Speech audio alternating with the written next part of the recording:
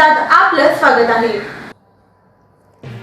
सोलापूर महानगरपालिकेत जून महिन्यापासून शिस्त आणि एकात्मतेचा नवा अध्याय सुरू होणार आहे।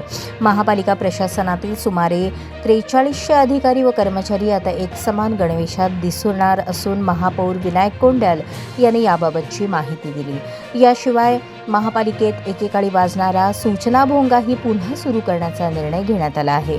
महापालिकेतील अधिकारी कर्मचाऱ्यांमध्ये शिस्तबद्धता, ओळख आणि एकोपा निर्माण व्हावा यासाठी गडद गुलाबी रंगाचा ड्रेस कोड लागू करण्यात येत आहे। विशेष म्हणजे या गणवेशाचा खर्च कर्मचाऱ्यांच्या वेतनातून कपात न करता महापालिकेच्या निधीतून केला जाणार आहे। यापूर्वी 2014 मध्येही ड्रेस कोड लागू करण्यात आला होता। महापालिकेत कर्मचारी आगमन, जेवणाची सुट्टी आणि कामकाज संपल्याच्या वेळेची सूचना देण्यासाठी पूर्वी भोंगा वाजवला जात होता। आता तो पुन्हा सुरू करण्याचा निर्णय घेण्यात आल्याने जुन्या पद्धतीला नव्या स्वरूपात पुनर्जीवन मिळणार आहे। दरम्यान पावसाळापूर्व तयारीचा आढावा घेण्यासाठी 25 मे रोजी संबंधित विभागांची बैठक घेण्यात येणार आहे। नालेसफाईनंतर रस्त्याच्या कडेला पडून असलेला गाळ तातडीने हटवण्याच्या सूचनाही देण्यात येणार आहेत।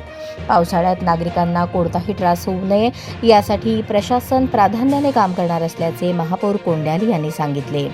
सोलापूर महानगरपालिका ही सोलापूर शहराच्या नागरी प्रशासनाची प्रमुख स्थानिक स्वराज्य संस्था आहे। शहरातील पाणीपुरवठा, रस्ते, स्वच्छता, आरोग्य सेवा, कर वसुली, सार्वजनिक सुविधा, शिक्षण, अग्निशमन सेवा आणि शहरी विकासाची जबाबदारी महापालिकेकडे असते। सोलापूर महानगरपालिका ही महाराष्ट्रातील जुन्या महानगरपालिकांपैकी एक मानली जाते।